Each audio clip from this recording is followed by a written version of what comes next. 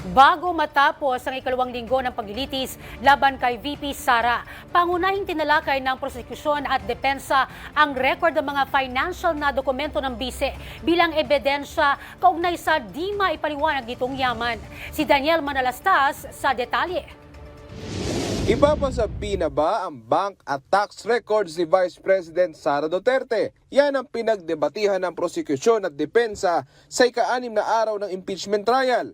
Tumayo si Prosecutor Chel Jokno para sa prosekusyon habang si Attorney Michael Powa naman para sa depensa. Hiling ng prosekusyon, mailabas ang buong katotohanan, kaya hinihiling nila ang issuance ng subpoena para sa bank records, tax records at Anti-Money Laundering Council records ng bise at kanyang asawa na si Attorney Mans Carpio. Sabi ni Jokno sa pamamagitan ng paglalabas ng records na nabanggit, mailalahad ang aligasyon na pinayaman umano ng bise ang kanyang sarili ng labis-labis sa kanyang sahod sa gobyerno. Pati na ang ilang aligasyon tungkol sa ari-ariang hindi umano idineklara sa kanyang salin.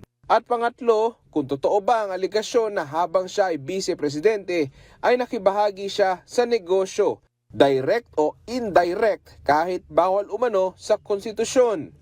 Kung tatanggapin po natin ang argumentong ito, hahayaan natin maliitin at insultuhin ang hukumang ito. Tanging ang hukumang ito lamang ang may kapangyarihang magpasya kung ang mga pinakamataas na pinuno ng ating bansa ay karapat-dapat pa rin manungkulan.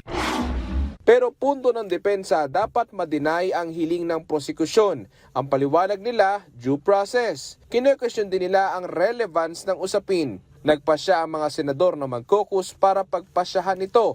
Ang ending, base sa anunsyo ni Presiding Officer Chis Escudero, na sa Lunes na nila pagpapasyahan ng motion kung ipapasabi na ang bank at tax records ng bise. Given that they want more time to look into the complicated issues involved in these two motions for the issuance of subpoena. Inanunsyo naman ng prosekusyon na may mga testigo silang hindi napapaharapin tulad na lang ng mula sa PNP, ilang taga-media, isang psychiatrist at si Sheriff Abe Andres. This withdrawal, Your Honor, renders Attorney Melvin Matibag, the NBI Director, as our last witness for threat. Para sa totoong balita sa Bagong Pilipinas, Daniel Manalastas ng IBC News para sa 13 sa tanghali ng Congress TV.